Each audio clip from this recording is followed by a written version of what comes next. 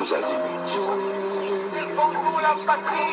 Peuple congolais, il est temps de nous lever, de nous serrer les coudes et d'agir pour défendre notre patrie, notre intégrité territoriale et l'intangibilité de nos frontières. La République démocratique Batela Ekolo, Bendele Koyate.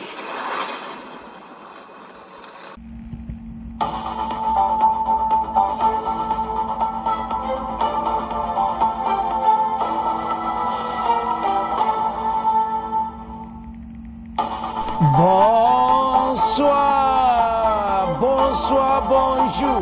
C'est Congo News 24. Bande Konanga, comme toujours avant de commencer notre émission, nous disons merci à Dieu. Nous disons merci à nos chers abonnés et téléspectateurs qui nous suivent partout dans le monde et en RDC. Bande Konanga, soyez les bienvenus.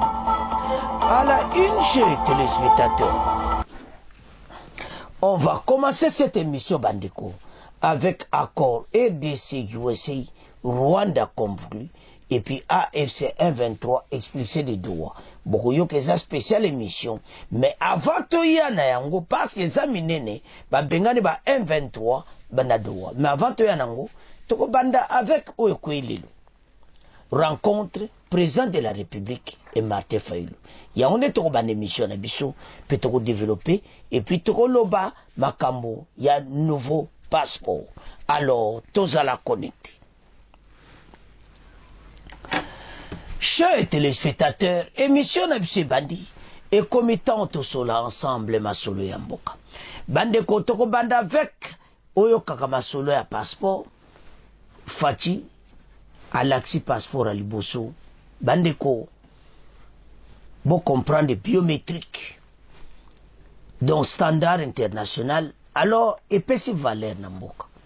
Et c'est sengo na yango, toko lobele yango, na kati ya ba point haut toko développer, alors, fachi adjoa ki a yepe Alaxi ki na peuple. Et ça, pona koloba que, mboka na biso ba me ako changer na makambo ba passeport. Parce que, et ça a $75. Mais pas de on a $75. Et ça, les kamoko mawato.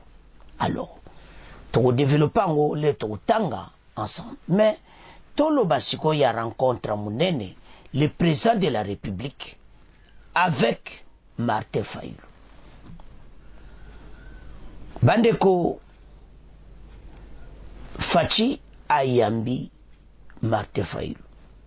Rencontre ezala pena kitoko et puis message à Fayulu na suka ezala pe kitoko. Alors il faut te former quand contre bateau nyonso bazo bunisa biso na mboka. C'est quand la toyebi parce que Kabila pas comme na kana asali kana bang. Martin Fayulu lui mais comment biso beto sala kana biso. Yamba ya komona Fati mais na kati masolo, il y a un problème, il y a basango.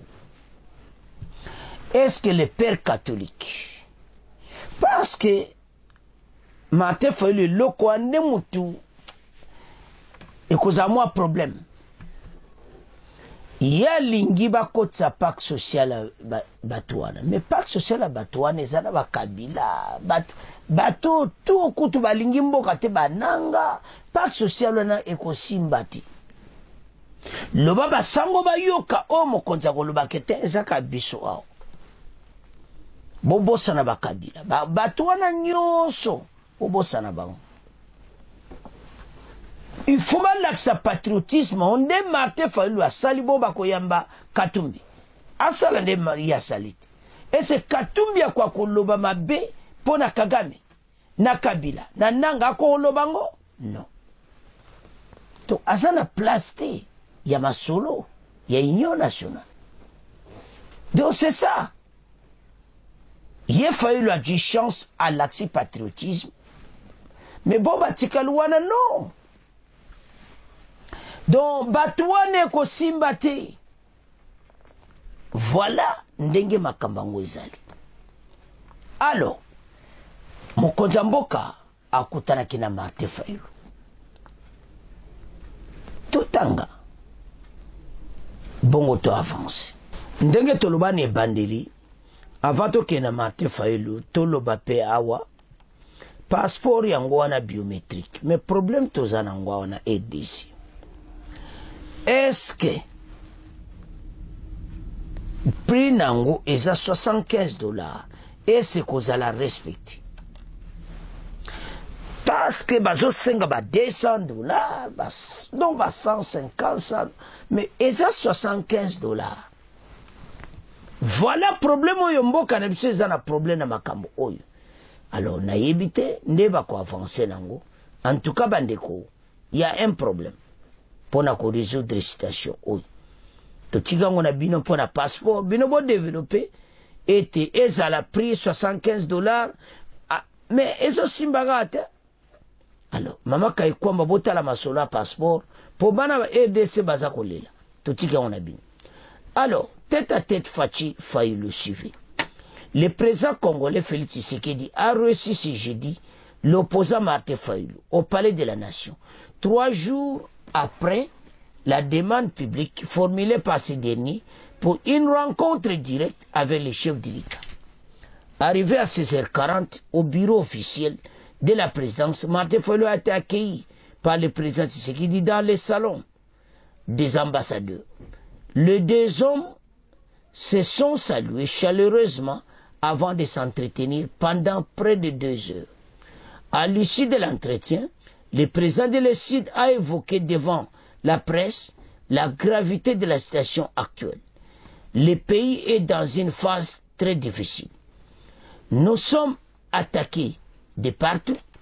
Nous avons besoin de la cohésion nationale. Je suis venu pour lui dire que nous n'avons pas 36 solutions. Nous devons créer un camp de la patrie, a-t-il déclaré. Martin Fayulu a plaidé pour un dialogue social et a appelé le président Tshisekedi à rencontrer les responsables religieux, notamment ceux de la Senko, épiscopale du Congo et de l'ECC d'église au Congo, porteur d'une proposition de pacte social selon Fayulu. Le président Tshisekedi a promis de répondre rapidement à cette demande. Interrogé sur une éventuelle entrée dans son camp dans les institutions, l'opposant a précisé que ce sujet n'avait pas été abordé. Voilà. Donc, à répondre à ce que le makamba par poste, albito sola qui a monté. Alors, ayebi ke ba perne ba sango ba yako sola masolo wana. Alors, bandeko, Senko ECC boyebi batata oyo. Batata oyo babomi mboka. Donc, situation batata oyo il faut raisonner très très bien parce que oyebi mboka na biso eloko ezoboma biso ezali ke en tout cas makambo ya mboka il faut lo bango pena très bien. Parce qu'il y a des gens o ndengo zomona wana ali ne mboka te. Mais bazo profiter si ma Senko ECC chose oyo ko salamati. Tout musika quand même. Ba Senko na ba pacte na bango. Makambo ba yenango eko simbati. Raison pour laquelle mokonza mboka nandimite kako yamba basango. Alors, sikoyo tango yoka makamba boye. Bozo mona teke ba esa problème. Fatia ko yamba bato yo koma. Il y a un problème. Na yebite. Alors, Martin Fayulu apesi ke ba yam bato landa pacte mais bato bazana ba agenda caché. Basango est impossible. Yango muteko za problème maintenant. Si Fayulu yema o comprendre que t'es parce que facha olinga honte. A osola na basango ba efsa bango ndenge to otambola. Pacte na bango ba ke otambola soki wapi. Pacte social na Fayulu antuwe ko simbati. Mokonza mboka za mayele. Akutana kana bango déjà liboso Fayulu. Mais na limite proposition Fayulu que an bayamba basango pona pacte social. Na ebiti. Mais si on parle de la politique base à la côté moto bunda pona monguna, tout le monde est d'accord. mais soki pacte basango tosangana na bananga ekosimba ti basango bakende na pacte na mo soki bakende nango wapi bakende nango nalo tolanda Fayulu après masolo na Faci bongo to avance.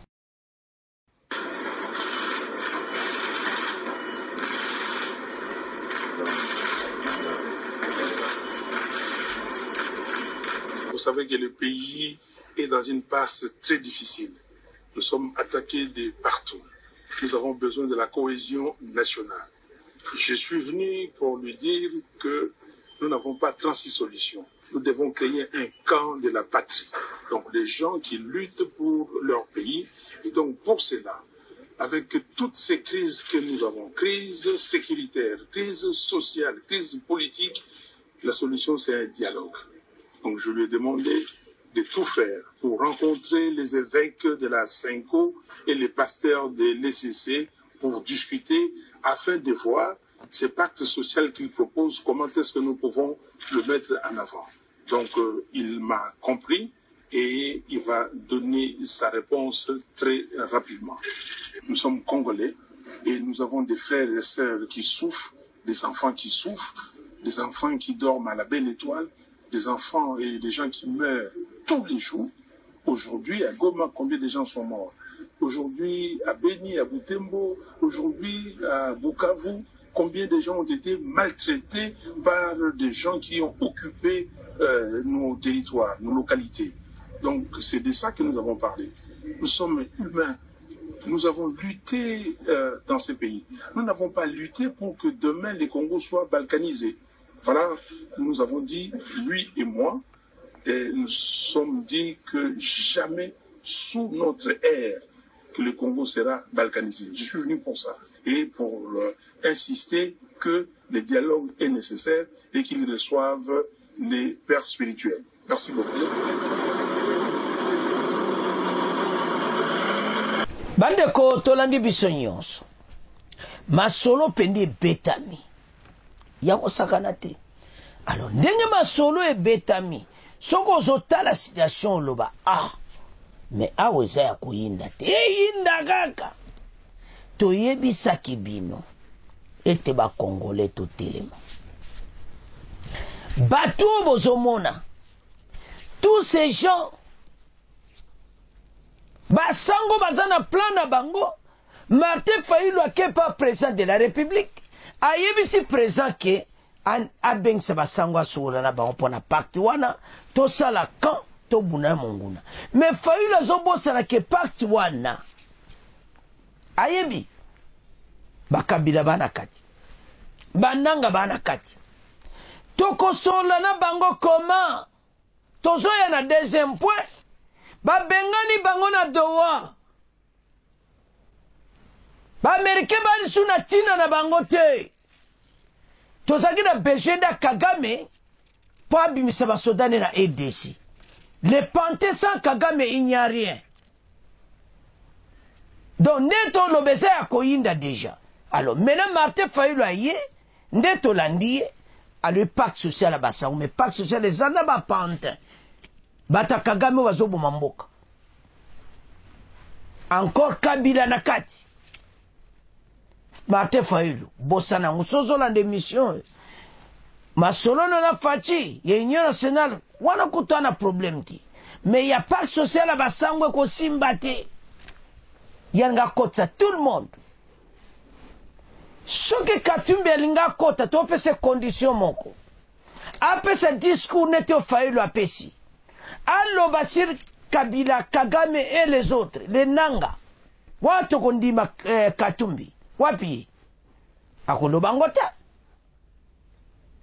yango China azan tozana China pacte social ti pour Katumbi te kotanga komba Kagame te nanga te tous ces gens et lobi Katumbi et lobi Kabila pour bango batanga ki yango te Kabila tanga ki yango te bato ba komina kamoko mais Fayulu très sage a komina kamoko nzamboka mais ndenga sengi président bengisa basango basango bazaka na condition ba pesa bango l'Union nationale pré-o na osala yango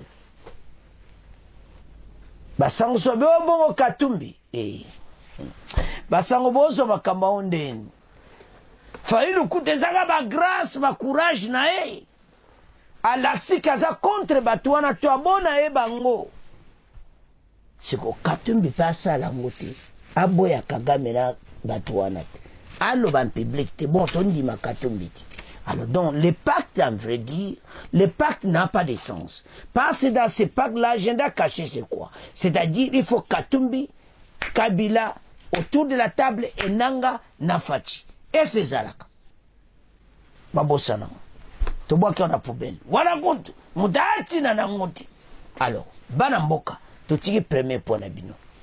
Tu comment kemina deuxième point?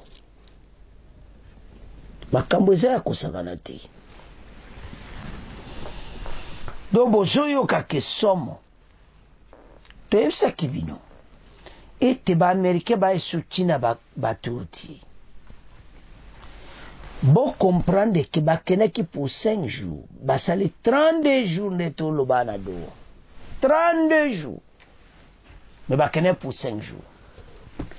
Chaque jour baza ba condition na bango oyo est impossible. Bazo senga ba libérer batwana nyonso bakangaki na prison. Yami bale bazana ba cop na bango bazo senga mwe batangela biso ezate. Yaba mixage brassage. Bomone Trump aza Joe Biden ko. Allez, Emira Qatar bengana bango. Toza suna tina na bango te. Bozoyo kabando kia Congo babengani bango na kudowa emena ba black waters bazakoya kalate bali mundunda ba Amerika zo kitana Butembo zo kitana Walikale zo kitana Uvira donc bokoma na problème sérieux ba pesa bino ultimatum kite ou bio lingite soko za Congolais tikala wana na Goma. Soko za Congolais te benda na katsa libela. Bon tango ba komata na avion na likolo. Bosili. Makambo tozolo ba eza clair. Ba Américain ba bende Kagame matoi. Bima na batu. Mais Kagame aza en coulisses toujours. Mais c'est fini pour eux. Ndenge tolo bawa. Ba bengani bango. Tozana tina liswa ba nanga batwana tute ba bengani bango na doa et c'est la fin de l'histoire. Makambo bozo kobo Union africaine obo etala bana mboka. Makambo eza somo total. Accord RDC Rwanda et IOC conclu AFC M23 explicite de Doha. Est-ce que la RDC entre le gouvernement de AFC les négociations piétinent? Ba bengani bango. Ils étaient partis pour 5 jours. Ils ont finalement resté 32 jours. Mais sans grande avancée. Sur place, au moins 4 réunions directes ont été organisées. Et selon les sources, nos informations, pour le reste, les échanges se sont faits par la médiation interposée. C'est quasiment un dialogue de sourds. Combien confie un diplomate qui suit de près les dossiers. À Kinshasa, les autorités insistent sur ceci le fait. Certains délégués congolais vont plus loin. Il existe même le retrait de AFC M23 de villes qu'elle contrôle avant d'aller plus loin dans les échanges. En face, les délégués de l'AFC se posent leurs propres conditions. Ils réclament notamment la libération de leurs cadres. Leurs délégués ont quitté Doha et il y a 2 jours, officiellement pour consultation. Dans ce climat tendu, la présence de Joseph Kabila n'a rien arrangé. Cette dernière est très mal perçue à Kinshasa, où l'on se sent l'ancien président de vouloir réactiver ces réseaux, notamment dans les milieux sécuritaires et régionaux pour affaiblir davantage le pouvoir. Donc, arrivé à Kabila, à Doha, et bendi lisuba problème à Kosakanati. Tala, bandeko, makambo te sabine za très sérieux. Kabila Naba masolo na ye na doa, oh boy, c'est fini pour lui. Donc, basé sur la possibilité, parce que, à ça quoi affaibli, masolo nena batunaye, tout ce qu'il est en train de faire, ils allaient pour ba banda, ba mouvement na bango. Alors, maintenant, kuna na doa, et simbete, alors Kabila, motu, oyo azoluka ba station et tout. Bandeko, tata oyo a un problème sérieux. Parce que citation tozanango à l'est pour le moment. Yé fayuka. Mais le quoi ya yokite. Yoko souka ndengeni. Donc, a comme un problème sérieux. Ndebo mona photo wana. Eza Kabila a Goma. Situation est comme oba lobaka benda bika. To yebite comment ndenge tokosuka na makamena ba gouvernement américain eloni balobi bango lui kaka ba prendre note. Ils n'ont rien à dire si batouana. Ba suna tina bango te parce que baza éclair et pas Kagame. Que makambo to na tina na bango te. Alors, maintenant les pantins bazo yenga yenga. Voilà ndenge masoleza. Bandeko makambo yo eza ya kosakana te. Kabila et ses pantins basali groupe ba menacer le gouvernement en place. Mais bayeba été bangonde bazaba perdant parce que côté gouvernement à Kinshasa bazana force ba américain simana bango. To esa bino te batoyo ba américain bana tina na bango ti. Bako benga na bango ba panthéon dozomona. On va les chasser. Voilà. Ba bengani bango na Doha et c'est fini. Ces gens vont quitter Doha. Parce que va déléguer dans Wasibaya qui était tout. Doha ici. Et maintenant, tu signes na Rwanda et puis va Américain va par force ko benga na bateau à l'est. Et ça va Jacques Kagame. Makambo est très dangereux. Donc, biso, to zwango très sérieux. Makambo est avancé. Alors, côté Fachi, naba Américain masolo kitoko, motunyo sazane sengo. Contre Betami, et si l'accord compris. Et Rwanda, pe bakor na bango, ils aussi la paix, et maintenant, makambo ezo tambola. Kagame, abimisa basola nyonso, parce que toza ko benga na ba panto na makasi. Baza batute. Ils se sont des terroristes, ils ont beaucoup tué. Motumota au côté là-bas, on va benga na bango à l'est. Oyo bazo sala mikolo yo, mawato. Donc Kabila, na batunae, bako lukanzela. Mwisa, yazaza. Tokoyoka ya ngonde bako kimi. Alors, to développer ma solo. Bande koto tangia. Donc, au moins, a clairement que ma kamouza grave. Ba bengani bango.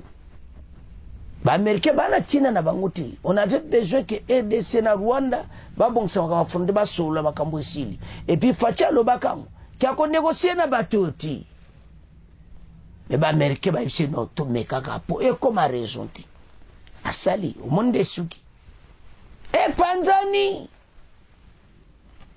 Bazongi ndedo lo bazana Goma. Mais délégation na biso tigali kuna na masolo na Doha pona biso mo to bongisa makambo tu ba décevoir na mira Qatar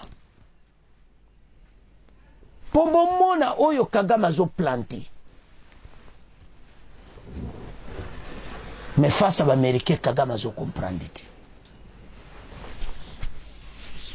Ba yebi que sans Kagame c'est rien batouan. Ba si Kagame a bien sa armée na rapide parce que oyo kosalama eza mpona kobengana tous ces gens baopakata mbango nde baza wana au début toyebisa bino ke baza na ntina na ba M23 oyo te ba AFC oyo te parce que baaméricain bayebi ke Faci azali na besoin ya négociation na Kagame. C'est lui-même le responsable. Bon, on a le bon nom de Kagame. Ça ne changera rien sur Kagame Bosol Naïti. Et maintenant, to soldat Kagame, ma solutandiki. Et maintenant, bateau batikali. Na doa kuna baso pesa ba condition moko mawatro. Alors, aider sa kati ba onkaka. Que bon bima na bazono boza après to solo. Mon place match yindi. Bango ba salio ba lobio yo. Ya on a tourné dans la délégation ici il y a ADC pour ba sali bango yo ka suka na maka. Ba tunika AFC 23 que to bobima so bobimité bisope moi to continuer ça. Bobima na ba zone nyonso qui peut quitter. Et ba américain ba pour condition ana. Et arrivé à la fin, ils n'ont pas pu quitter. Basaka contrôler kana ba zone wana. Bazo l'exaler. Place à moi suna EDCT, tozala posa na bango ti, tozo benga na bango. Bandeko quand vous voyez comment pas payer ou tine comme lelo. Okoyo kamboka o mawa. Patmo baye ba jimboka o ya notage, babani ko bebi seblo nyoso na mboka. Tala mboka na ngandi komi. Ça fait mal. Diriger un pays pendant 20 ans. Il n'y a rien. L'infrastructure à Senganaba chinois, ça n'a pas marché. Et voilà la situation que nous avons. Alors, Bandeko, en tout cas, tout temps qui te comprend. Et comme il tente qu'on a fait mission, vous continuez à s'abonner, vous partager. Au revoir. À la prochaine.